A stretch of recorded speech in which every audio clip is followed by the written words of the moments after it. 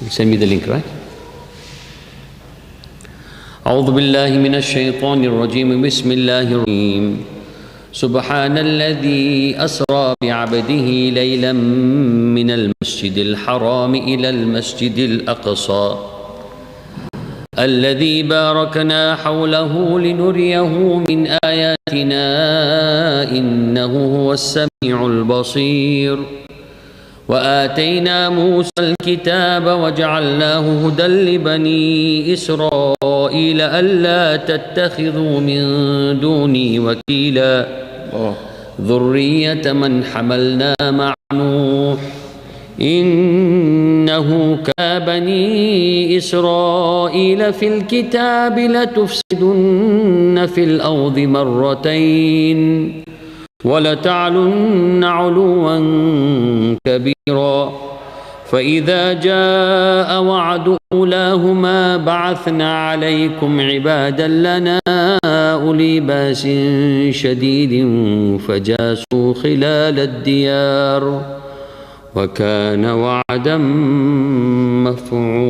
مفعولا صدق الله العلي العظيم وصدق رسوله النبي الكريم ونحن على ذلك من الشاهدين والشاكرين وتقبل منا إنك السلام على رسول الله وعلى آله وأصحابه وبارك وسلم أيها الأحبة في الله السلام عليكم ورحمة الله تعالى وبركاته. عليكم السلام ورحمة الله وبركاته. الحمد لله والشكر لله.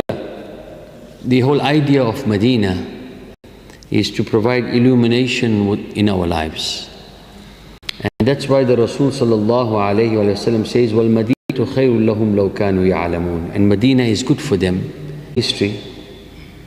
Then it will be sufficient for us to be illuminated by the nur of those glorious days. And also for us to reflect on the mistakes of the past, so that we can prepare ourselves adequately for the present and for the forthcoming future. These classes are meant to give an insight. The beauties of suhbah and companionship is that when you travel, you are completely focused. When you travel together, you get to know people better. They say amongst the best times to get to know someone is when you travel with them. And the beauty of suhbah and companionship is that you break bread together, you have experiences together. It sometimes can even equate with family bonds. And it is through this process that we have seen many substantial relationships. You make the transition by understanding the people of your Rabb, those people who sacrifice for the sake of Allah subhanahu wa ta'ala. When you visit their maqams and you visit their final resting places, especially for those people whom Allah subhanahu wa ta'ala not only is pleased with them, but He loves them. Amongst the things, when we went to Sayyidina Ali karramallahu wajhul kareem in Najaf al-Ashraf, we found that many people used to come to his maqam and to his final resting place, and they take a deep breath, inhaling the atmospheres. And we asked them, but why? They said, these are such holy places in which Allah's rahmah descends, Khaybar. And the Rasul sallallahu alayhi wa sallam also declared his love. And by virtue of such a deep breath for software upgrade and software update. There's so much of spam in the life of this dunya that when you come into the presence of these great ones, you see that your entire systems get reconfigured. Like you update the software of your phone, and now people are very much on iOS 16 point something. If you don't upgrade your software becomes outdated. And spending time in the presence of these great atmospheres and inhaling the precious atmospheres results in a good software update, so that you can be able to deal with the challenges of daily life, alhamdulillah. Going to Masjid Al-Aqsa, and this trip is absolutely beautiful, and you will present yourself in the mihrab of Zakaria. كلما دخل عليها زكريا المحراب وجد الدعاء in the mihrab of Zakaria, in the presence of Maryam alayhi salam. And then you find the answer of his dua lying in Damascus. So his son, you will find him in the Grand Mosque in Damascus. So you will find the linkages very much in this travel. When you move from Al-Aqsa, then you move in the direction of Jordan to some of the great Sahaba that are buried there, Abdullah ibn Rawaha, and Shaykh Fakhr will speak about that. Sayyidina Ja'far al-Tayyar, the brother of Sayyidina Ali. And then you go, and also Zayd bin Haritha. So you visit them in Jordan. And then you go Ashabul Kahf. And then from there you move towards Damascus, Sayyidina Abi Darda. And you go to very glorious ziyarats of even the family of the Rasul sallallahu alayhi wasallam. And then from there we'll be proceeding to Lebanon, and from Lebanon to Egypt to come to Sayyidina Al-Hussein himself. And in Masjid Al-Aqsa you've also got the Sahabi Al-Jalil, Sayyidina Shaddad bin Aus, Ubadah bin Samit, and many great people that are buried there. And then you've got even the final resting place of Sayyidatina Maryam. You've got the birthplace of Sayyidina Isa alayhi salam. Then you to Sayyidina Umar. And you have also the holiest place for Christians, that is the Church of the Holy Sepulchre. So there's a story, there's a link with Sayyidina Umar there as well. Then Qubbat al-Sakhra, the actual place of the ascension of Rasul sallallahu alayhi wa alihi wa sallam. And then you've got so many places that are linked to Sayyidina Sulaiman alayhi salam. And then you've got Masjid al-Buraq, right, in which the Rasul sallallahu alayhi wa sallam, and where Buraq was tied up. You've got the Buraq wall. You've got the spot where Sayyidina Sulaiman alayhi salam passed away. And I'm just mentioning some of these things because Shaykh Fakhruddin will pick up from there as well. The residence of Imam al-Ghazali is alleged to be there. There's also the Golden Gate, Bab al-Dhahabi, that also has so much of significance. Buried in Jerusalem. We believe he's buried in Madain in Iraq, but his maqam is there because he's Lebanon, right, for many reasons. It's called the Riviera of the Middle East. But you can only do these things really in a group, because people are worried about safety. And when you're in the Jama'ah, inshallah, Yadullahi ma'al Jama'ah. We have been assured though by our host in Damascus, and say the only two things to add to this would be Mecca and Medina. But may Allah subhanahu wa ta'ala, when we make dua on those holy places, may they said it's much more safe than the Cape Flats bird to fly. So inshallah we are hoping that through this education with compassion, come like a mobile madrasa and a mobile Medina Institute in a sense. Because it's one thing to learn in a book at the bottom tip of Africa. It's another thing to experience the knowledge in front of the great ones that Allah subhanahu wa ta'ala has blessed us. على آله وأصحابه ومن والاه. اللهم صل على سيدنا محمد الفاتح لما أغلق والخاتم لما سبق ناصر الحق بالحق والهادي إلى صراطك المستقيم وعلى آله حق قدره ومقداره العظيم. أما بعد, Allah subhanahu wa ta'ala has made those places places where your worship is, prayers are immediately answered, as opposed to other places where that might not be the case. Also as places where you find peace and tranquility. And thirdly, places of healing, both spiritual, mental, and even physical. So that's what blessed in that way, directly as well as through blessed personalities who are connected to those places, and their barakah remains in those places. So we as Muslims have been commanded by Allah subhanahu wa ta'ala in numerous places in the Quran and the Sunnah to derive barakah from such places, to travel to such places, to worship in such places. But to three masjids: the Masjid al-Haram of Makkah, and the Masjid al-Nabawi in Medina, said my mosque in Medina, and the Masjid al-Aqsa.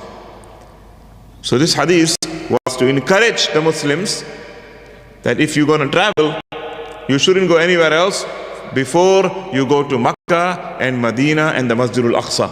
Because it's not for prohibition, but it's to remind the Ummah that these are the most holiest places on earth. And therefore, if you're traveling, these should be your first priority. So indeed, the Masjid Al-Aqsa is the third most holiest and sacred place on the face of this earth, and it is connected to the greatest of Allah subhanahu wa ta'ala. That Nabi Ibrahim was in Kuffar, and did not Allah and take me to a blessed land, or a land that He will bless for me. So he didn't know where he had to go. From Allah is Khalilullah, status and rank higher than the Khalil, which is your best friend. Khalil is like your best friend. Higher status, only one rank higher than that, and that is your beloved Habib. And that's the rank of Sayyidina Muhammad sallallahu alaihi wasallam. There's somebody that's your best friend, but then there's somebody that's your beloved. Your wife or your child or your mother or whoever is beloved in your life. So Sayyidina Ibrahim has that rank of being the best friend of God, but Sayyidina Muhammad sallallahu alaihi wasallam has the rank of being the beloved of God. But Allah gave some people that rank. Allah gave Nabi Ibrahim that rank, brought him so close to Himself. So that's why it's called Al-Khalil in Arabic, because of Sayyidina Ibrahim. All the way, from the east of the Jordan River till the ocean in the Suez. And in there, Allah subhanahu wa ta'ala showed him a holy rock. The significance of it is that the creation of the earth started from there. And when the world ends and Allah subhanahu wa ta'ala will recreate the earth, gather all mankind, Yawm al-Qiyamah, they will all gather from there. In fact, the narration mentions that all mankind will gather from the land of Sham, from the land of Palestine, and the throne of Allah subhanahu wa ta'ala spot, and from that spot also is the place, it's the place where all the arwah, the souls of mankind, proceed towards the barzakh. But particularly the souls of the people who are destined for Jannah, because barzakh is divided into two sectors. Once you go in that side by Allah and who are destined for Jannah, the believers and the doers of good, and the other sector is for the kuffar, the disbelievers and the evil people, and the two shall not mix. So those who are to go into that and can proceed from there into the barzakh, and those whose souls are to go into the other side where there is torment and punishment and pain and heat. It's like a building has two rooms, one for the air-conditioned room, and then there's the one there where you are, frying, from the heat. And then there's the other side. There is this side and that side in the barzakh. Preparation for the akhirah, of course. So the other side, of course, there is the hadith which mentions that the people who go to that side go from a well called Bir Barhut.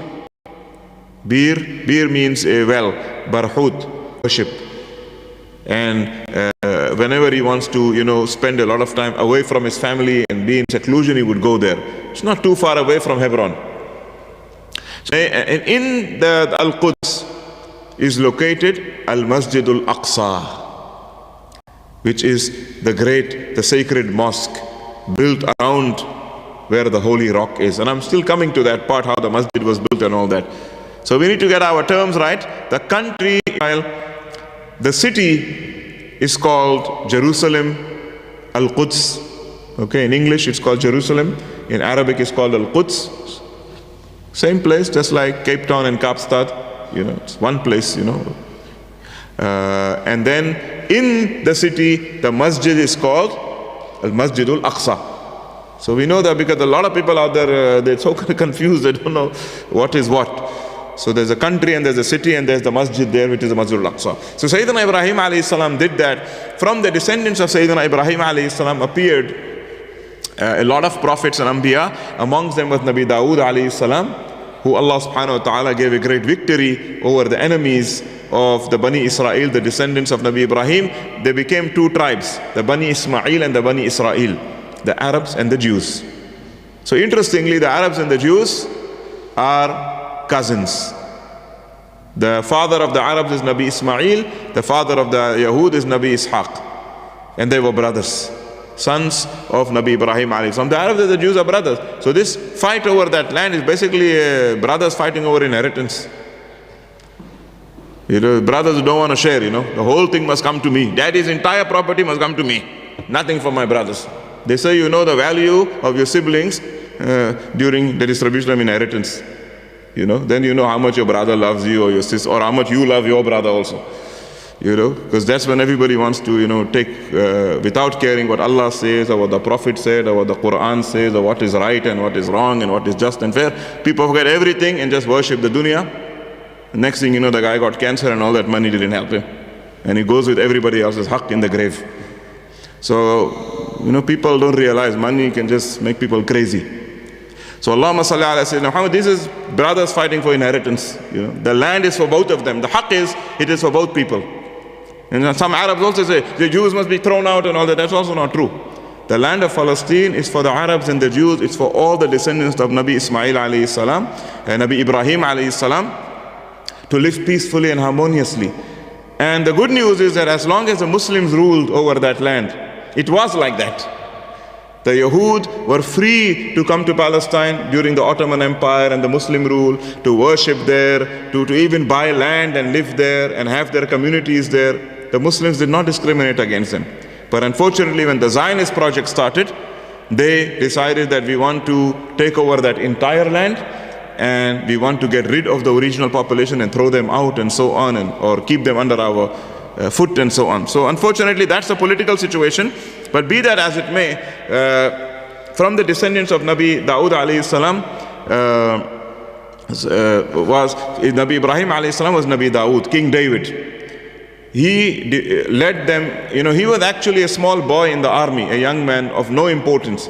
The army of the enemies of Bani Israel brought forth a powerful warrior called Goliath, who the Quran refers to as Jalut. And everybody was scared to fight him, but Nabi Dawood alayhi salam came forward and said, I will face him, because of his iman in Allah, and he killed him with his slingshot. This made him very honored in Bani Israel until they made him the king. Nabi Dawood alayhi salam managed to rule over most of Palestine, and then after him was Nabi Sulaiman alayhi salam. In Nabi Sulaiman alayhi salam's time, his armies, King Solomon, they took over the entire land of Palestine. He became a mighty king. And when Allah gave him such power that the Quran states that his power was over the land, over the sea, over the air. He used to control the wind. The wind would blow in whichever direction he wants, and even take people where he wants it to take them. And he would rule over the sea, where the jinns and so on in the sea and on the land were under his control. Allah gave him that power. He asked for that power and Allah granted it to him. So he is considered the mightiest, most powerful king that ever lived. And by power, you just don't mean the dunya power, but spiritual power as well. So when Allah gave him that much power, he one day turned to Allah and said, Ya Allah, you have honored me so greatly. I want to honor you. You've gave me the kingdom of the humans and the jinns and the animals. He used to even speak to animals. Mantiq at-tayr. He could speak to birds. Look at that power now. Which king can have that power? Talk to birds and animals. And so I want to do something for you. And what I want to do for you, Ya Allah, is I want to build a massive place, a masjid, or in the Jewish, they say temple, for your worship, for your ibadah, where you will be worshipped. You alone will be praised and glorified. And I want to build it so it must be so great, there mustn't be anything like it on this earth. So Allah subhanahu wa ta'ala gave him the permission to do that. He said, he's the Nabi, Allah speaks to him, that's what a Nabi is. He said, yes, you may do that. And Jibreel alayhi salam, my messenger to you, will guide you on how it must be done. So Jibreel alayhi salam is the one that gave Nabi Sulaiman alayhi salam the parameters of the entire Masjid Al-Aqsa.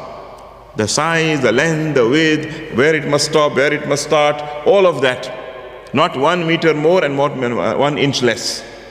That's how it must be built, and all till the finer details. And it took them years to build it.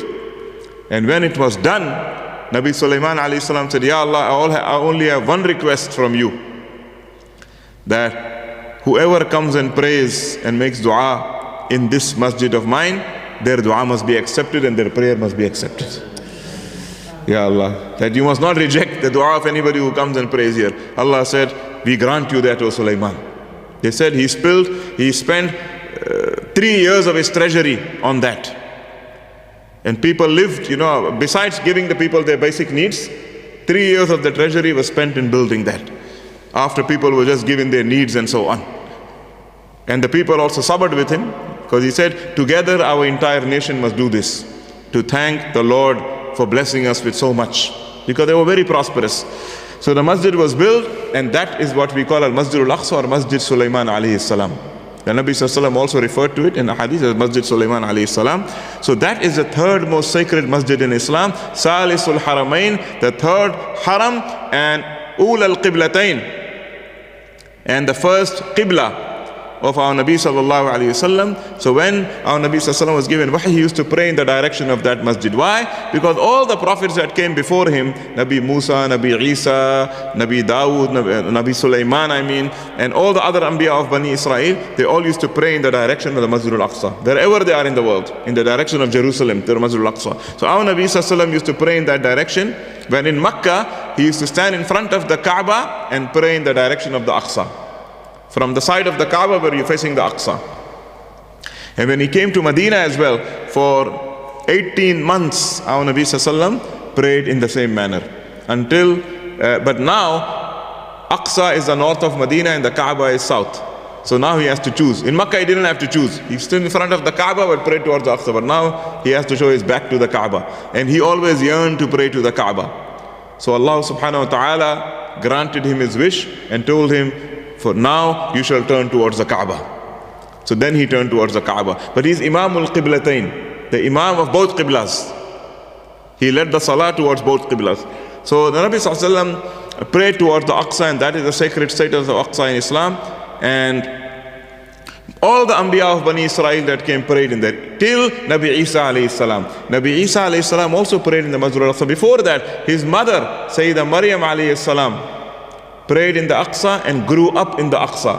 Although women were not allowed there in the Jewish law, inside the compound there, but she was chosen when she was born to be dedicated to, because her mother wanted a child and she couldn't have a child. So her uncle Nabi Zakaria alayhi salam advised the mother of Maryam alayhi salam. Who knows the name of the mother of Maryam alayhi salam? Hannah. Yes, Hannah. And from it is the English name Hannah, as well as the Anna and Anne. Later on they made it Anne. All of that is derived from that name, Hannah. So she was a very holy woman. Allah describes her labor and her birth in the Quran in Surah Al-Imran. The family of Imran. Who's the family of Imran? The mother of Imran and his wife Hannah, and the child is Maryam, and the grandchild is Isa alayhi salam. That's Al-Imran, the family of Imran. So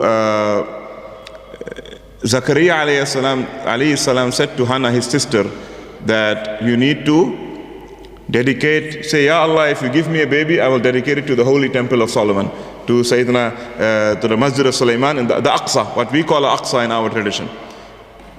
And maybe Allah will grant you a child, inshallah. So indeed she becomes pregnant. She says, Ya Allah, I will grant this child to the service of the Masjid Al-Aqsa, to be a priest. But when the baby is born, فَلَمَّا وَضَعَتْهُ Unsa, she gave birth to a female. وَلَيْسَ الذَّكَرُ كَالْأُنْسَى. Allah subhanahu wa ta'ala says, and the male is not like the female, contrary to what we're being told now, but Allah's word is the haqq, the creator. وَلَيْسَ الذَّكَرُ كَالْأُنْسَى. Male and female are not the same. So the female is born now is a problem. The female is not allowed in the temple, but she made the dedication, and Nabi Zakaria said, no, this child will go there. And he took there, and there's a miracle that appeared, that happened, and they had to agree. So they gave her a room there, and Nabi Zakaria, her uncle, was in charge of her, looking after her. And one of the things that used to happen with Sayyidah Maryam alayhi salam, a Siddiqa, is that sometimes Nabi Zakaria will come to her room to bring her something to eat, but he already finds there fruits. And those fruits would also be out of season, not the ones from the season. So he would tell her, كُلَّمَا دَخَلَ عَلَيْهَا زَكَرِيَّا الْمِحْرَابَ وَجَدَ عَنْدَهَا رِزْقًا. Allah says every time Zakaria alayhi salam enters by the mihrab, he says, he finds food there. He says, where do you get, أَنَّا لَكِ هَذَا? Oh Maryam, where do you find this? And she says, هُوَ مِنْ عِنْدِ اللَّهِ يَرْزُقُ مَنْ يَشَاءُ بِغَيْرِ حِسَابٍ. It is from Allah. He grants to whoever He wishes, as He wishes, without any accountability. So that is a miracle that used to happen. And Sayyidah Maryam grew up, and then Zakaria alayhi salam faced the same problem. He was becoming an old man, and his wife could not have a child. So هُنَالِكَ دَعَا زَكَرِيَّا رَبَّ. Allah says, there by that mihrab of Maryam where she used to pray, Zakaria alayhi salam made dua for a child.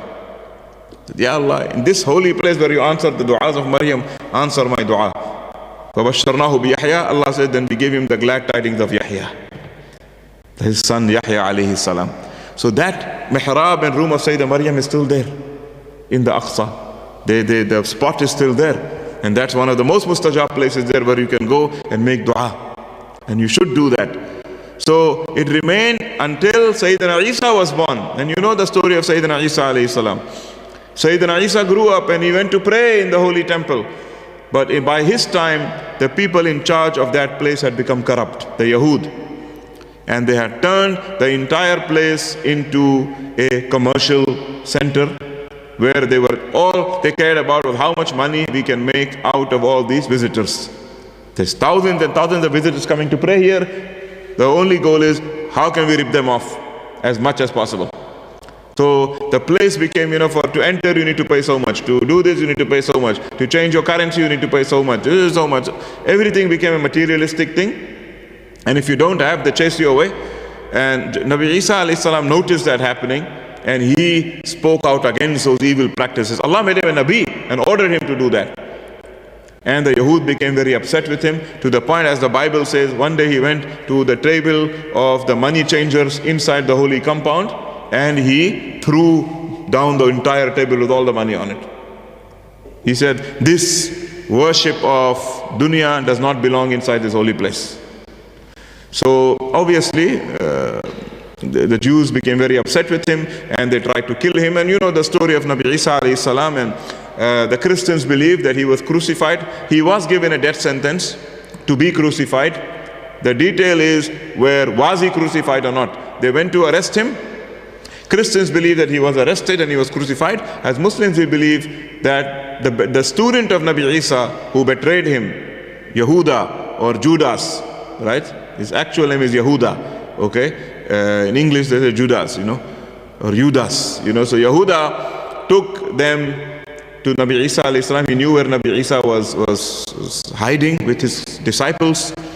They went, but the narration that we have states that when he went inside there, before he entered, Allah ordered Nabi Isa alayhi salam that they are coming to catch you. Leave the house from the back door and we shall raise you up. So he left the house and he fell asleep, and Allah subhanahu wa ta'ala raised him up to the heavens. What happens after that is Allah subhanahu wa ta'ala makes Judas appear to the Romans like Nabi Isa. So when the Roman soldiers who were ruling at that time, Palestine, they went in, they found him, and he appeared to them like Nabi Isa alayhi salam, and they arrested him, and he was the one that actually ended up being crucified. So he wanted to betray Allah's Nabi to be crucified. Allah made him crucified. That's what you wanted for your ustad, for your sheikh, for your murabbi, your Nabi. That's what you sold him for. How much they say, 12 pence or whatever, the pieces of silver. Allah got him crucified in the end. But there are people who thought it's Jesus, and the whole story of Christianity and Islam goes separate from there. That place, by the way, in which the Christians believe Jesus was crucified, is considered the holiest place in Christianity, and it is there in Jerusalem, the Church of the Holy Sepulchre. Right? It's not a holy place for us because we don't believe he was crucified, but it's the holiest place for Christians. So you can go there and visit. Muslims are allowed to go in there, but you must be respectful and and realize that this is the holy place of another religion. So that is there in Jerusalem. So Allahumma salli ala Sayyidina Muhammad. So after this happened, Nabi Isa alayhi salam cursed those Yahud of the time and told them, because of what you have done, Allah subhanahu wa ta'ala, they threw him out of the temple, out of the Aqsa. They threw him out, they said, you're not welcome here. So he told them, Allah will destroy this temple of yours, brick by brick, because you have already destroyed it internally. So you have destroyed the spirit of this place, so Allah will destroy the bricks of this place, the building. Because the spirit of the building is already gone with your corruption. So the building will also fall on your heads. And he threatened them, and they said, yeah, nobody can destroy it. Soon thereafter, when Nabi Isa alayhi salam was gone from this earth, there were some political problems between the Yahud and the Romans of the time. The result of which was that the Roman emperor at that time, Tiberius was his name, he ordered the Roman army to march to Jerusalem. He said, you need to massacre all the Jews there, or enslave them and throw them out of that place, and you need to burn down their temple. He just went into a rage because some Yahud had killed some Roman soldiers and whatever, and he went into this rage. He said, wipe them out, kill them all. So he went crazy, and they did that, and they destroyed the entire place and burnt it down. The whole place, just like Nabi Isa had predicted. The only thing left of it was one wall on the side that they couldn't break and they couldn't burn, but it's just one wall on the side. Everything else was wiped away. They razed to the ground, nothing remained. The books, the holy things, the curtain, the entrance, wiped off. And the Yahud who were there were all exiled and thrown out to send to the different parts of the world. So it remained like that for 500 years. When our Nabi sallallahu alayhi wasallam went there on the night of the Isra and the Miraj, Allah subhanahu wa ta'ala resurrected that whole place, and he made salah in the compound of the Aqsa, because the compound remained, but basically there was nothing on it. That's where he went and he prayed with all the Anbiya. He was there, physically there, and all the Anbiya were resurrected to come and pray there. Now if there's a place where one Nabi of Allah prayed, we would consider it a holy place. If I told you this Masjid here, Nabi Sulaiman prayed here, or Nabi Isa prayed here, or Nabi Musa prayed here, it would be a holy place. Or Nabi Musa is buried here. Now imagine the place where all of Allah's Anbiya prayed. Imagine how holy that place must be. Led by Muhammad sallallahu alayhi wa sallam. From Nabi Adam to Nabi Muhammad sallallahu alayhi wa sallam. So how holy must that place, how important must that place be as well for Allah to gather them all there. Even before they gathered there, how holy must that place be that Allah decided to gather them all there. And then how much more blessed it became after their gathering there. So it's not some place to be taken lightly. Al-Aqsa al-Mubarak. Subhanallazi asra bi'abdihi laylan min al-Masjid al-Haram ila al-Masjid al-Aqsa allazi barakna hawla linuriyahu min ayatina. Allah says, we blessed that land. Al-Ard al-Mubaraka. So Nabi sallallahu alayhi wa sallam led them all in salah there. And the spot where he led them in salah sallallahu alayhi wasallam in the compound, that is where you find all the Anbiya gathered. But when they prayed there, Allahumma salli ala Sayyidina Muhammad, before the salah could happen, they were all standing together. Nabi sallallahu alayhi wasallam enters there and he sees a lot of different people praying, looking very different. And he asked Jibreel alayhi salam, who are these people? Ya Jibreel, it's strange, people with strange clothes and strange looking people, in the sense that they're not from the people he is used to. He said, so he pointed at them, he said like this. He said, that's Nabi Nuh alayhi salam. He said, and who's this? He said, oh, that's Musa alayhi salam. And who's that? He said, oh, that's Nabi Harun alayhi salam. Who's that? He said, that's Adam alayhi salam. So Nabi said, these are all the Anbiya. Jibreel said, Ya Rasulullah, these are all the Anbiya that came before you. You'll heard their stories, you learned about them. Today you're going to physically meet all of them. Allah is doing that for you.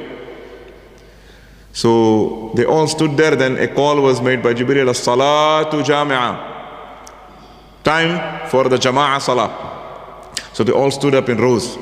Who is going to lead them? Somebody said, Nabi Adam, he's the father here. Somebody said, no, Nabi Ibrahim, he's the most highest ranking one. Somebody said, Nabi Sulaiman, he built this place. Somebody said, no, Nabi Isa, he destroyed this place. He's Nabi, the final prophet before our Nabi was Nabi Isa. They said Nabi Isa is the latest Imam, or the last one to be in this masjid. So they were all discussing the merits of who should be here leading the salah. So Jibreel alayhi salam held the hand of our Nabi sallallahu alayhi wasallam and put him forward. He said, lead, O Muhammad, for you are their Imam. Allah has appointed you as the Imam of all of them. Imamul Anbiya wal Mursaleen. He didn't put himself forward. Allah subhanahu wa ta'ala, Jibreel alayhi salam put him forward. So he led them all in salah. And when the salah was finished, each one of them came to greet him. He was standing there like we greet the Imams after salah. You know, in the old tradition in Cape Town and Durban and those places, after Jummah namaz, you don't just run out of the masjid. You go and you greet the Imam Sahib. You know, there's a line, everybody greets him. In the old days, some people would even put something in his hand, and otherwise they put their hand in his hand. But there was a culture of the older Imams, and you know, today we don't have that. People are praying in a masjid for 20 years, they don't even know the name of the Imam. I've literally had situations where I tell, who's the Imam in the masjid? You go for, Shaykh, I don't know the name of the Imam. I just go, I pray, I walk out. So this disconnect is very dangerous. People before used to know their Imams and invite them to their homes, greet them after Jummah. And so it's coming from that night also. So these are the little things we need to revive. The culture of, there's no hurry to run from the masjid. The Nabi sallallahu alaihi wasallam said, the Muslim, the mu'min in the masjid is like the fish in the sea. While the munafiq in the masjid is like a bird in a cage. The example of a munafiq is like in the masjid is like a bird in a cage. He just wants to get out, get done and get out as soon as possible. He's not comfortable there. While the mu'min in the masjid is like a fish in the sea. You know, you can say that whole day. You're in no hurry to run out. You feel at peace. The point is that. So Allahumma salli ala Sayyidina Muhammad. So if we feel ourselves uncomfortable, want to run out of the masjid, then we have to ask what something is not right. So they all came to greet him in a long line. And Jibreel alayhi salam is standing and telling him, Ya Rasulullah, this is Nabi Ibrahim, and this is Nabi Musa. He's introducing each one of them. And they greet him, they said, when they see him, they say, Marhaban bil akhi salih. Welcome to our beloved and pious brother, and they hug him. Until the time came for Adam alayhi salam, when he came, Nabi sallallahu alayhi wasallam, before Jibreel alayhi salam can introduce him, Nabi sallallahu alayhi wasallam said, and this is Adam alayhi salam? So Jibreel said, yes, how did you know? He said, because when he saw me, he said, welcome to my beloved son. Everyone called me brother, but he called me son. So I knew this must be Adam, Baba Adam alayhi salam. So he said, and this was real, because the Sahaba Ikram afterwards, when the Nabi sallallahu alayhi wasallam narrated to them this story, they actually asked him, can you describe us? You know, they're excited. Can you describe, how did Nabi Adam look like? How did Nabi Isa look like? How did Nabi Musa look like? And he was describing, he said, no, Nabi Isa was like this, and he had curly hair, and his face was like this, his top was like that. So it was real. It was absolutely real. They appeared in the real, actual shapes. So Allahumma salli ala Sayyidina Muhammad, that happened, and the Nabi sallallahu alayhi wasallam, then after that, he went to pray by the Sakhra, and the Buraq, there was a wall there, a section where the Buraq that he had traveled on had been tied up, and it's still there. Ha'itul Buraq. And from there, where the rock is of Ibrahim alayhi salam, that is the place of the Miraj, where he ascended to the heavens. Till there was the Isra. From Makkah to Jerusalem is the Isra, the night journey. Then from the Aqsa, the holy rock, As-Sakhratul Musharrafa, above to the heavens, is the Miraj. Miraj means ascending, Uruj, to go up. So that rock is honored, that below it Sayyidina Ibrahim alayhi salam prayed, and above it Sayyidina Muhammad sallallahu alaihi wasallam went up to the heavens. Till today they have the footprints of Nabi sallallahu alaihi wasallam on it. And there is some hair of the Prophet ﷺ that is kept there as well. That's not from the night of the Isra and the Miraj, but later on it was kept there because of the holiness of the place. So now there is also a confusion, which one is the Aqsa, which one is the Dome of the Rock? Is the Dome of the Rock part of the Aqsa, not part of the... I've seen posts saying the Dome of the Rock is not the Masjid Al-Aqsa. The Masjid Al-Aqsa is the other section. That is not true. The Masjid Al-Aqsa refers to the entire compound. That entire compound, Al-Haram Al-Sharif, which is inside the walls, is Masjid Al-Aqsa. The dome of the rock, which is the golden dome on top of the rock, it is part of the Masjid Al-Aqsa. But it's not the whole Masjid Al-Aqsa as well. So the front part of the Masjid Al-Aqsa, Masjid Al-Qibli, where you find the silver dome, that's the front part of the Aqsa. And then behind it, in the compound, in the heart of the compound, is the golden dome of the dome of the rock. And then behind there still there is a lot of, the compound runs still there. But one thing they do there is that the males usually pray in the front mosque, and the ladies make their jama'ah from the golden dome, the dome of the rock. But it's all part of the Aqsa. And one other thing you must remember is when you go to the Masjid Al-Aqsa and the front part, where the actual imam and the muazzin and the mihrab and that section, where the masjid is basically the prayer place, the actual place where the Prophet ﷺ prayed on that night is below. It's not that top section. There is an entrance on the side where you go down the stairs. And below that masjid is another masjid below it, which is part of the same masjid, by the way. It's one jama'ah. That is actually where the actual salah happened. So we should remember that when you go there. You go down. There is stairs, anybody can go there. I mean, there's a lot of space there also, but not as big as the top masjid, but there is a lot of space there. So on the night of the Miraj, again, the place is blessed. The Prophet went up from there, came down there, and then went from there. So the Masjid Al-Aqsa is the most holiest place in the Jerusalem. That's our main focus. One salah there is multiplied 500 times. The reward of that. Your du'as there are answered. But there are other sites as well of holiness in and around there. Among them is the graves of the Sahaba Ikram. When the Sahaba conquered Jerusalem in the time of Sayyidina Umar radiallahu anh, they conquered Jerusalem. Sayyidina Umar entered Jerusalem, and the priest who was in charge handed over the key of Jerusalem to him, Antonia Sophronius. And Sayyidina Umar radiallahu anh met him in his church to negotiate the terms of surrender. When the time for Salah came, he said to him, I need to take a break to pray. He said, the church is so large, you can pray anywhere here. You can go to this place, pray. He said, no. If I pray in your church, tomorrow the Muslims are going to say, Sayyidina Umar prayed here, and they're going to turn it into a mosque. So let me go pray outside. So he prayed outside the church on the pavement. And indeed, the Muslims built a masjid there. It's called Masjid Sayyidina Umar ibn al-Khattab. And it's right across the street from the church. You can see it still there. So Sayyidina Umar, when he conquered Jerusalem, he found the place of the masjid empty. Just like a long field, but there's nothing there. So he is the one who built the first structure of the masjid. After it was destroyed by the Romans, 550 years later, Sayyidina Umar builds the masjid with the Sahaba Ikram radiallahu anhum. He washes the entire place with rose water, because the Christians who were ruling Jerusalem used to use it as a dumping ground for garbage, because they said Jesus cursed this place, so it's not important for us. It's a Jewish place. So he cleaned it all up with rose water, and he built the masjid there. The masjid, a basic masjid was built, and then he asked Sayyidina Bilal to give the first azan there. Because Sayyidina Bilal was part of that army that conquered Jerusalem. Sayyidina Bilal said, no, after Rasulullah, I gave up giving azan. I don't like to, after him, I didn't feel like giving azan. He was so sad. He couldn't make himself excited enough to give the azan. So Sayyidina Umar said, when Rasulullah conquered Makkah, who did he ask to give the first azan there? On top of the Kaaba. Isn't it you, Ya Bilal? He said, yes, it's true. He said, when Sayyidina Rasulullah built his masjid in Medina, the Masjid al-Nabawi, the Haram of Medina, who did he ask to give the azan there? The first azan, and then after that, isn't it you?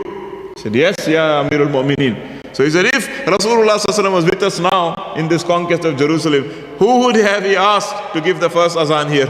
Wouldn't it be you?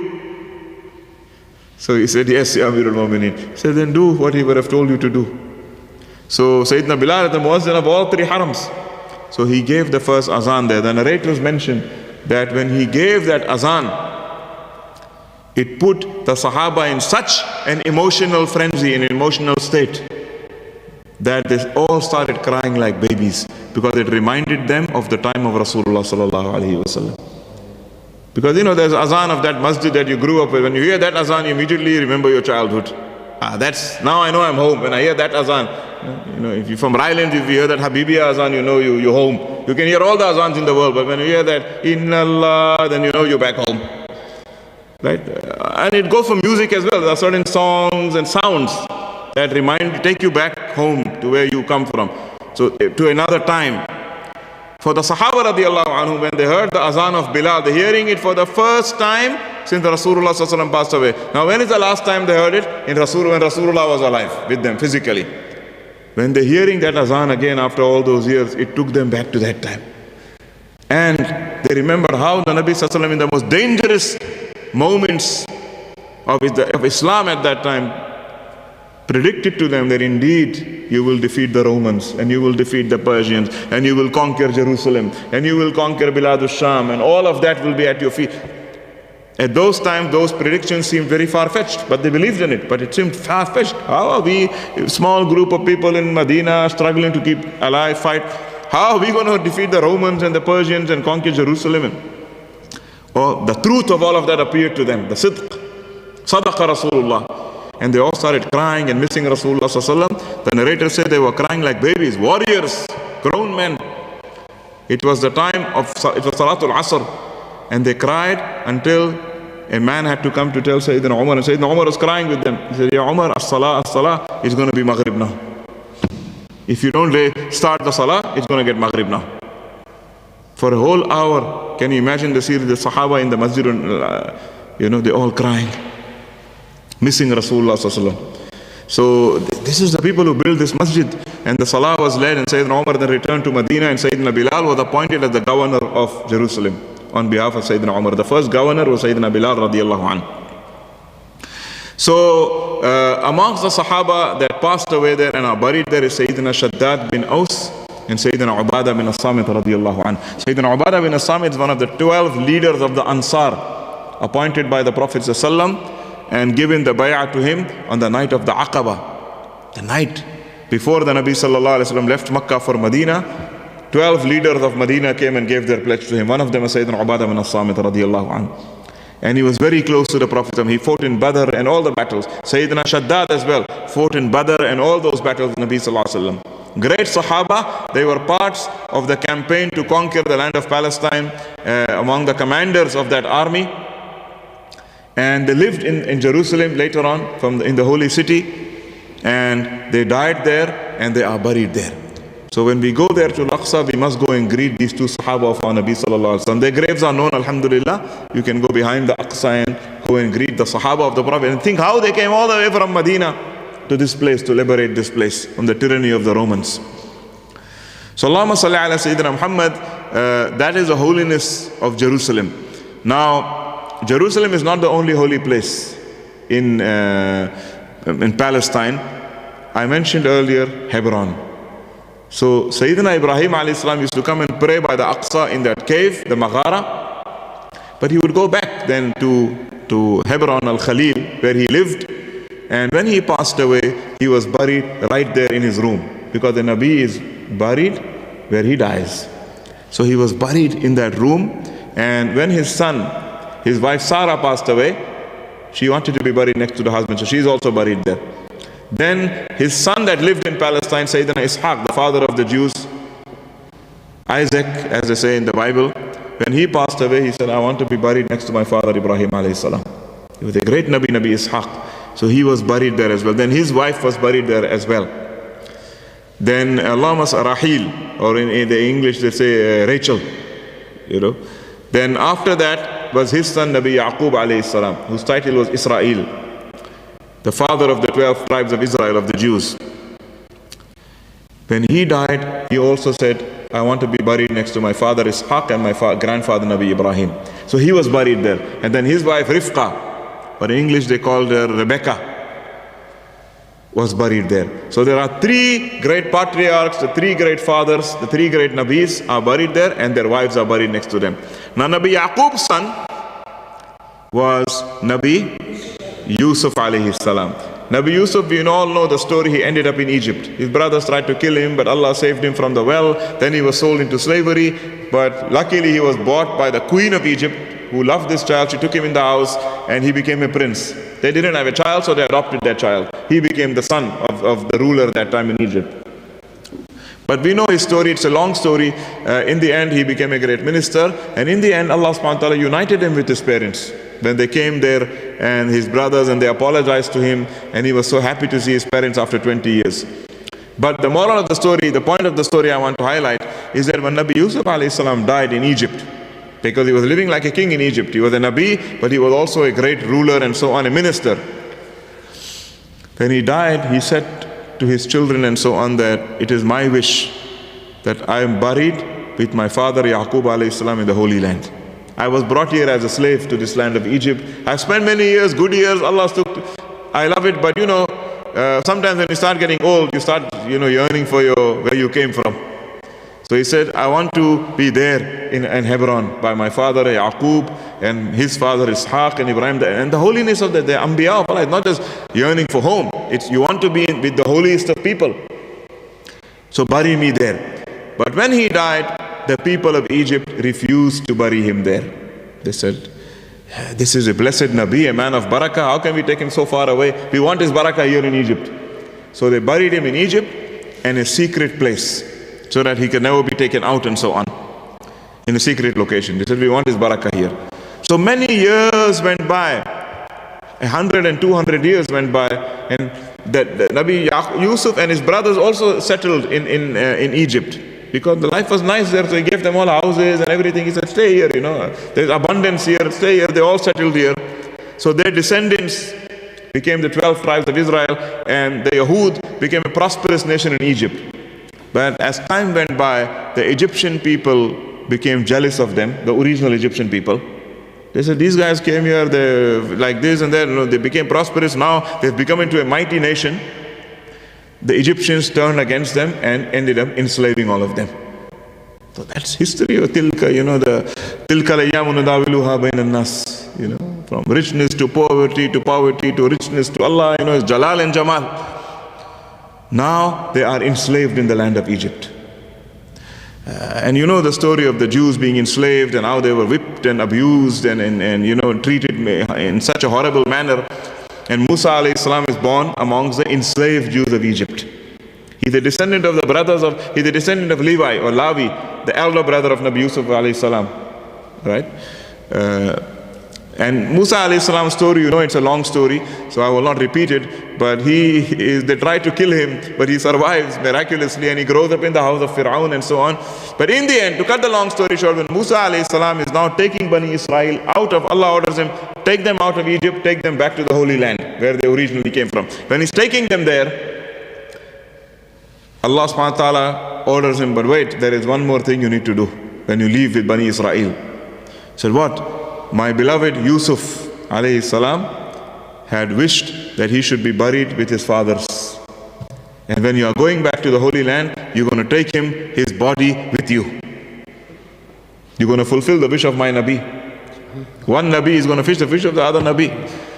He said, okay. Now Musa alayhi salam is thinking, Yusuf alayhi salam passed away 200-300 years ago. He's from our forefathers. We don't even know where he's buried. Who knows? Ya Bani Israel. He says, who knows where Yusuf is buried? They look, they say, nobody knows. So until they find this one old lady comes to him. Very old lady. She says, I know Ya Musa. He says, how do you know? He said, my father, who was also a very old man, he told me. He said, how does your father know? He said, my father was a child. And his father was one of the people that buried Yusuf alayhi salam. His father, my grandfather, was one of the 12 of Bani Israel, those people there that buried Yusuf alayhi salam. And my grandfather told my father, but swore him to secrecy. You must never tell nobody. And my father only told me the secret. So Allahu Akbar, it was meant for you. So Musa alayhi salam went and they opened up. He was buried inside like a mummy, that they do in a coffin. When they took him out, the body was still fresh, as it was. And they carried that coffin with the body of Yusuf alayhi salam and they crossed the ocean. And they crossed the ocean into Palestine, and eventually when they arrived in Palestine, they buried him there by Sayyidina Ibrahim alayhi salam. But he's not buried with the main graves on top. You'll see that he's buried somewhere downstairs in another section. Why? Because by that time everything was closed up. So he was buried there. But he's buried there. So if you are lucky, they will open up for you the chamber of Yusuf alayhi salam and you can go there.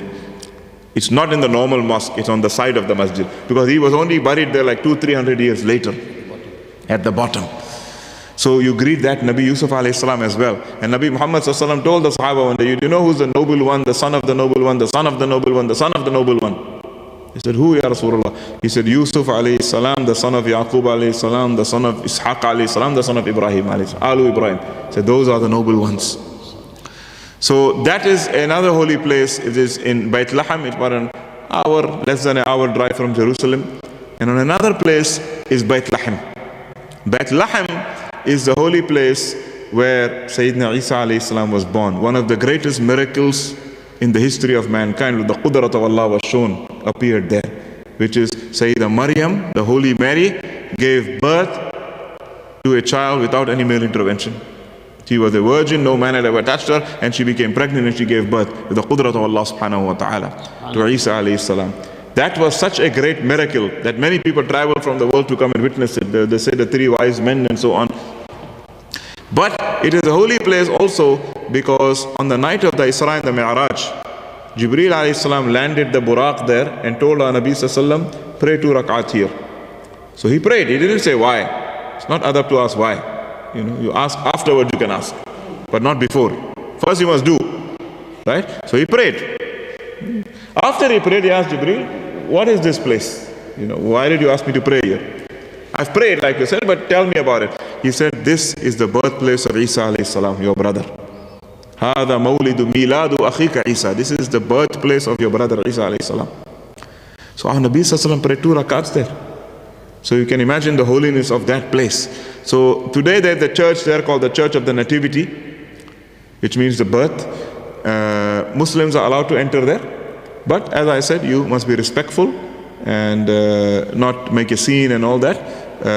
You can go there, many Muslims go there, and you visit the place where Nabi Isa alayhi salam was born.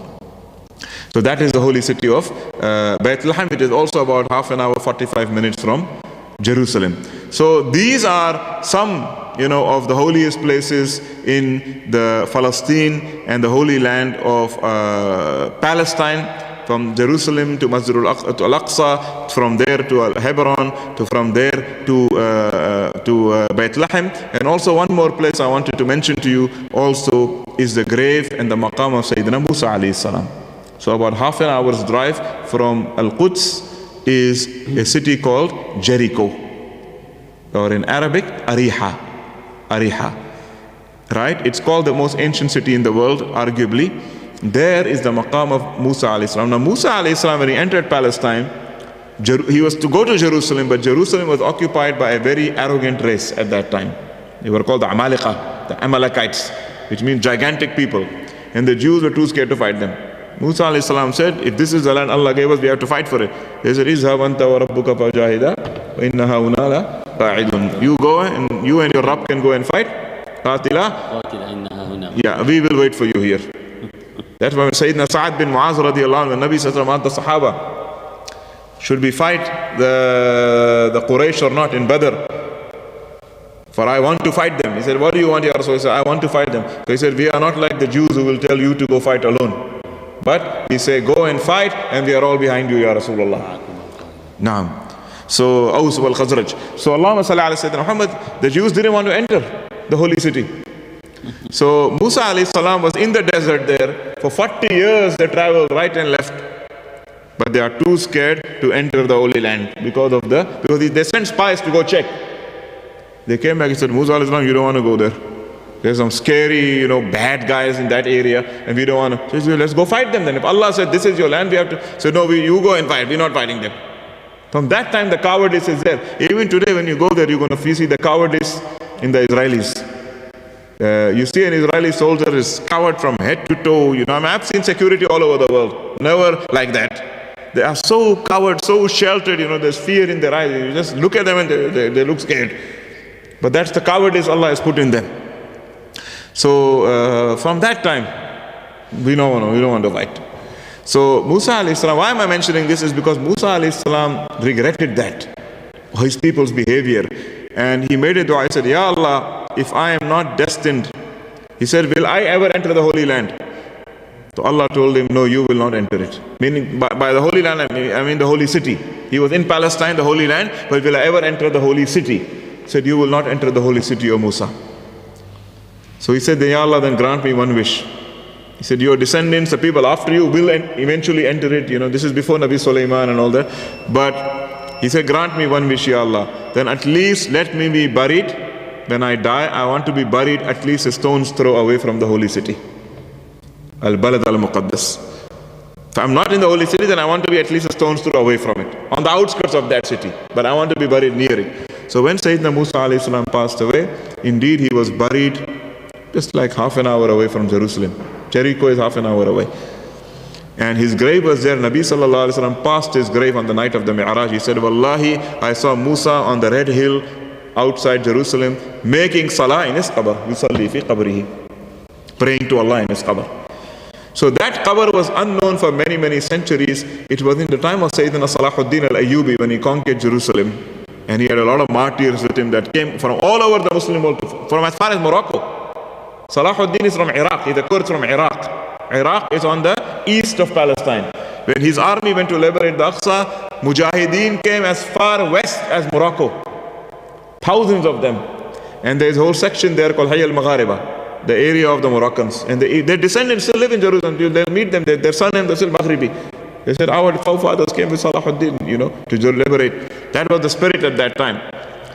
Moroccan, with Kurdish, with Arab, with everyone, even Indians. You know, there's even a Zawiya there of Baba Farid Ganj Shakar, you know, awliya that came from India and stuff. So at that time, Salahuddin asked one of the shuyukh who was with him, where is the qabr of Musa alayhi salam? I heard he is buried here. So that's when it was discovered.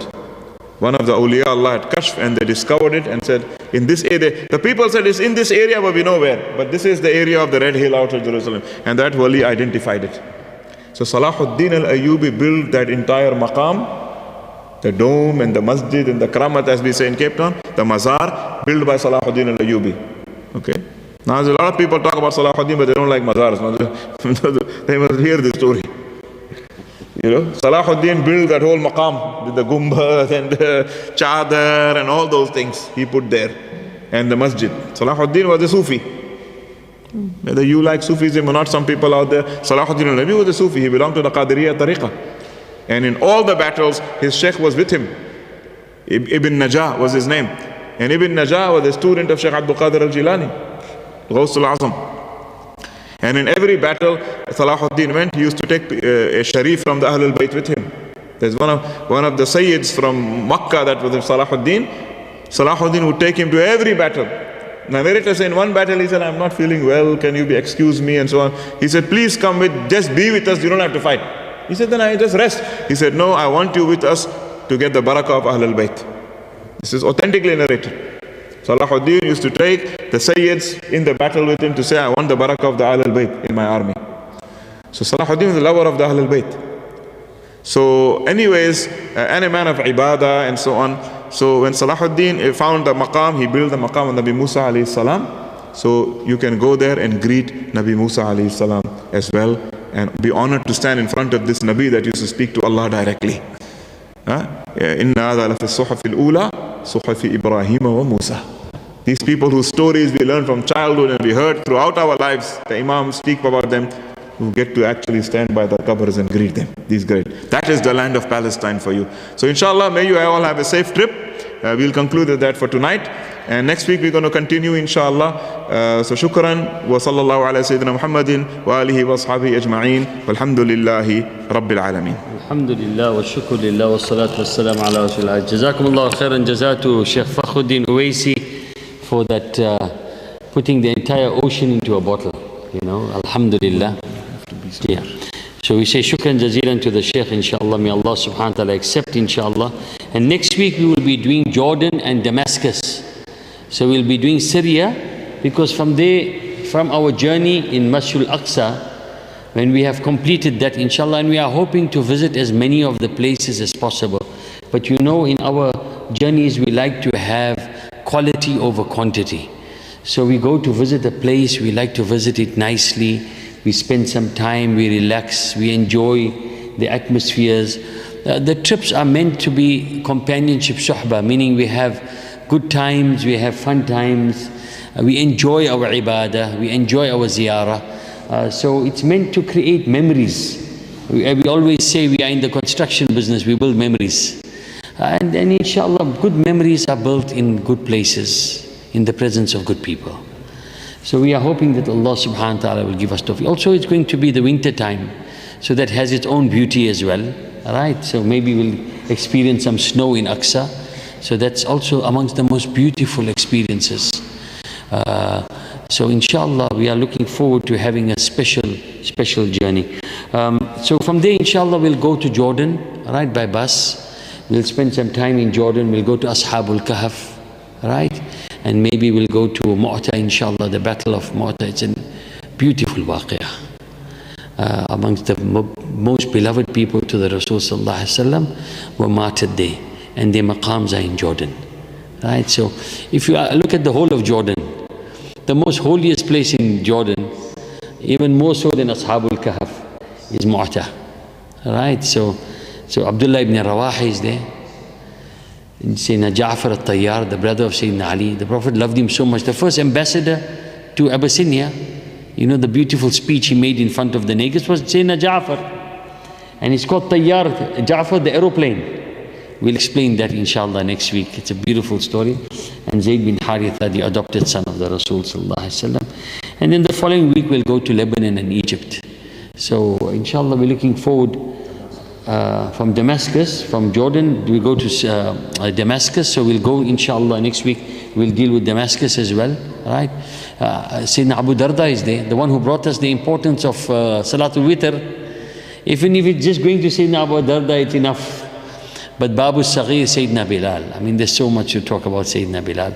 Sayyidina Salahuddin al-Ayyubi, the one who liberated, is there in Damascus. So we'll go and visit him. And you know that the family of the Rasul sallallahu alaihi wasallam were subjected to a lot of hardships in the courtyard of Yazid. So we'll reminisce a bit about Sayyidah Zainab, the heroine of Karbala. And also Sayyidah Sakina, she's also buried there. So you're going to have some, it's really an auspicious place. So inshallah we are hoping to, and then the following week we'll deal with Lebanon and Egypt, inshallah. There's a lot to speak about of those two places. So this is a really unique trip. You are going to see places that people have not seen, at least for the last 12 years since the challenges in Syria. But alhamdulillah, Damascus is very safe, I believe so. And most of the issues that happen outside Damascus and not in Damascus. So inshallah we are hoping that through these trips we will get a better understanding of our history, and we will get a better understanding of those people whom Allah subhanahu wa ta'ala favored, and we will get a better understanding of what it takes to raise the bar and to step up to get closer to Allah subhanahu wa ta'ala. We always speak about the ladies of Diyar Bakr. I like to always quote the story. You see, the reason why they used the rose water, because they made the Aqsa, the area, into a rubbish dump. So he had to, Sayyidina Umar went on all fours to clean it, to the point they made a maqam masjid called Masjid Umar, where he started cleaning up the rubbish with his own hand. And now the Sahaba are seeing that, and the people around, so they all had to get in. Although they were generals, and now they have now evolved in a sense of high ranking. But when Sayyidina Umar came, he brought all of them back down to earth. There's a very important story of Saffronis and Sayyidina Umar, which I will speak about, inshallah, in the Church of the Holy Sepulchre. It's important to speak about that. Yeah, so I'll explain all of that. So what happens is that, remember the hadith of the Rasul sallallahu alaihi wasallam, the Sahaba said, if you don't, to visit Al-Aqsa is so auspicious, but if you can't go there, he said, at least provide money for the oil for the lamps. So that you'll find in the basement where the original Aqsa is. It's a library now. And they say some of the pillars are still intact. They were built by the jinn. Remember Sayyidina Sulaiman? The people who built Masjid Al-Aqsa on his behalf were his troop of jinn. So the jinn built it. And he passed away, but he wanted them to continue, so he was standing on his stick. So they thought he was still alive. Look, the Anbiya, their bodies don't decompose. Right? So he was standing on his asa and stick, and the jinn thought he's still alive. And they continued building it. Only when they completed, the termites got to the stick, and then they ate the stick, and then he fell down. Then they realized, because had he fallen down earlier, they would have said, okay, Sulaiman is no more, we can carry on. So there's so much of history, and so much of amazing places to visit. When you get there, you can't believe it. The old city is amongst the most beautiful places. People always talk about the old city of Morocco, which I've been to, which is really beautiful. But it cannot compare with the old city of Jerusalem. The old city of Jerusalem is amongst, the greatest of heritage sites in the world. And just spending the time walking in those streets, if you get to the land of Palestine and you are, let's say, confined to the old city alone, it's enough. Right? So, but khair. So the ladies of Diyarbakr, when Hazrat Sultan Salahuddin Al-Ayyubi, his name was Yusuf Al-Ayyubi. Salahuddin was the righteous one of the deen, was a title given to him. When he came to the ladies, it is a town in Turkey, one of the remote towns called Diyarbakr. Now look at the ladies of that time. They are sitting in Turkey far away, and they cannot sleep at night knowing that Al-Aqsa is occupied. So they go, when Salahuddin comes into their town, about 5 years before he even conquered Al-Aqsa, the ladies of the town say, we'd like to meet with the general. So Sayyidina Salahuddin, he never said, no ladies, what do I have to meet with you for? He gave them an audience. So they came to him with some items, and they said to him, if we have an amana that we would like you to deliver in a certain place, will you take the amana up? Because we cannot go there, but you can. We are women folk. She said, of course, I will gladly deliver it. He said, they asked him, do you promise? He said, yes. They said, we are the people, ladies of Diyarbakr. What we have, we are known for our rose bushes. So we've gathered all of our roses, and we made rose water, and we made rose oil, and we would like you to deliver this rose water and this rose oil to cleanse Aqsa like Sayyidina Umar did. Now he made the commitment, and it said that was one amongst the motivations, that every time Sayyidina Salahuddin Al-Ayyubi, on his way when things got difficult, he said, I have the amana of the ladies of Diyarbakr. I have to deliver it. 5 years later, he entered the city under very difficult circumstances, and he conquered Masjid Al-Aqsa to fulfill the promises of the ladies of Diyarbakr. That's why we always find in our groups, when we go to Aqsa, there are some ladies that take with them the rose water. They take it with them, and they will find the rocks and see if there's any dirt, and they will wash it. In our last trip, one of our sisters did that. She remembered the story of the ladies of Diyarbakr. She brought the rose water, and she washed the stones and the walls of Aqsa. Right? So sometimes you may think this is not a big thing, but you will be surprised how these things are basically du'as that are answered by Allah. That if ladies have that type of understanding, and they do that to liberate Al-Aqsa, Allah subhanahu wa ta'ala will cause for it to be liberated, inshaAllah. So we ask Allah subhanahu wa ta'ala to grant us the tawfiq of a beautiful ziyarah, to protect the group, inshaAllah, and make it as a means of spiritual elevation. It's no use traveling to a place but we go spiritually down. So every time when we leave our hotels, we always start with the fawatih and the du'as of thankfulness, we call it. We say, ila hadrati nabi al-Mustafa sallallahu ta'ala. We remember our Rasul sallallahu alayhi wa sallam. Wa ila ahli bayti at-tayyibin at-tahirin wa dhurriyyati as-salihin. Wa ila abaina wa mashayikhina ajma'in al-Fatiha. So you'll see we'll always start with Surah al-Fatiha. We recite it 8 times, and then we leave. We leave our hotel and then we walk towards the Aqsa. And you will be amazed how sending ithal thawab on those people who sacrifice their lives for the bringing Islam to us, Iman to us, Ihsan to us, how remembering them opens up the doors of Aqsa for us. So inshallah, we are hoping that through this journey, Allah subhanahu wa ta'ala will grant us the most amazing memories, but memories in the remembrance of Allah. The only memories that you will want to remember in the qabr is those memories that you made in the remembrance of Allah. And that's what these trips are about. They are trips that inshallah, the construction of memories in the remembrance of Allah. May Allah subhanahu wa ta'ala grant everyone their health and the tawfiq. And what we always do on our trips, and that's why we say that our classes are open to everyone. So, and the many people are following us online.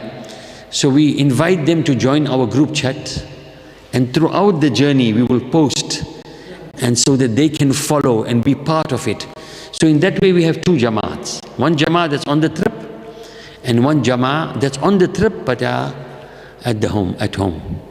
So in that way, both jama'ah, and it's a journey for everyone. We don't discriminate on those who are left behind, because tomorrow they will be on the trip and we will be behind enjoying what they post. So that's how, alhamdulillah, Allah subhanahu wa ta'ala has put tawfiq in these trips, and we have found that many people have been with us every step of the way, despite the fact that they could not make it on this trip. And then we make a niyyah for the next trip, and inshallah, Allah subhanahu. So this becomes a mobile madrasa. It's the best thing, and I can share with you, if your children are available and they can join you, it is the best bonding time for families on this trip. It's amazing how so many children discovered their parents on this trip, because when they're at home, they're all so busy. And how many parents have discovered their children as well. Effective communication becomes better between parents and children, even between siblings. These trips have a lot of khair and barakah, and we ask Allah subhanahu wa ta'ala to continue putting that khair and barakah in these trips, inshallah. Shukran jazeelan. We'll always conclude with Surah Al-Asr, and remember, same time, next week, same time, same place, inshallah. We will continue our classes. So next week is Jordan and Syria, Damascus, and then the following week we will do Lebanon and Egypt. And in that way, we will prepare ourselves. Then the final week, inshallah, we'll get together to discuss the logistics of the trip, right? Some of the protocols, some of the things that are important. We are always a flexible trip. We are called Jama'atul Mutaakhirin. So we start our morning at a nice time. First we have nice breakfast. We don't start at 5 a.m. except for Fajr. But we don't start at 5 a.m. and then leave with the bus. No. We start nicely. You get up in the morning, you make Fajr, you go back to sleep. You get up nicely, you have breakfast. And then we start our day nicely. We start later, but we come back later. In that way, and we always, whenever we get to a trip, first place we go is Western Cape. Right, Western Cape is the wash closet. We let people to go, especially senior people, you go to the bathroom first, relieve yourself, and then now you are relaxed, and then you can enjoy the ziyarah. So some of those things we'll discuss in the last class, because these are spiritual leisure trips, and leisure trips are not meant to be stressful. They are not meant to put pressure on people, right? Although, and we are always, when we give a time at 10 o'clock, Auntie Khadija will tell you, it means we are leaving sharp 10:30. That's what it means. There's always a half an hour leeway, but khair. May Allah subhanahu wa ta'ala grant us tawfiq. So we'll conclude with Surah Al-Asr, and shukran to Brother Nazmi bin Hassan, who's been streaming this live to many people around the country who will be joining us on the trip, so that they can also benefit from the classes. So although they are physically not present, their ruh is present by virtue of Nazmi bin Hassan, inshallah. May Allah subhanahu wa ta'ala make it possible for him to join us on our next trips, inshallah, so that he can document. What will be nice, Brother Nazmi, if you are there with your camera and you can document live feeds on Madina TV for the people who are at home, inshallah, and also for the people who have went, that will become then your memories, inshallah. Every chat group that we form, maybe 2-3 years later, they are still functioning. Our people remain on the chat groups, and we continue our journey to Allah subhanahu wa ta'ala together until we all meet in Jannah one day, inshallah. Ameen. So we'll conclude with Surah Al-Asr. Remember, on Wednesday night we are having a special gathering here on the reading circle, right? So we've been doing the Khulafa Rashidun every Wednesday night. They read a portion from a book, and then there's some commentary. So we've had the first week, alhamdulillah, Sayyidina Abu Bakr as-Siddiq was done by Shaykh al-Nainawi. The second week was done by Shaykh Fakhruddin Uwaisi. Last week, Wednesday, was done by Ustad Ilyas Amin. And this week, Wednesday, will be done by myself on the life of Sayyidina Ali. So we did Sayyidina Abu Bakr, then we did Sayyidina Umar, Sayyidina Uthman, and this week we are doing Amir al-Mu'mineen, Sayyidina Ali ibn Abi Talib. So please join us on Wednesday in our last class in that series, in the same time, same place and same configuration. Our brother Faldi, who is basically the one who looks after the entire Medina, Allah bless him, grant him tawilhu fi umrihi wa wasi'lahu fi diyarihi wa barik lahu fi rizqihi, alhamdulillah.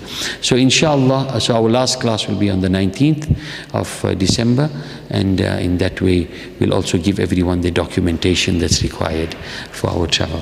So Bismillahir Rahmanir Rahim, all together. Wal asr innal insana lafi khusr illa alladhina amanu wa amilus salihat wa tawasaw bil haqq wa tawasaw bis sabr. Inshallah next week we'll start at 8 for 8:15, inshallah, right?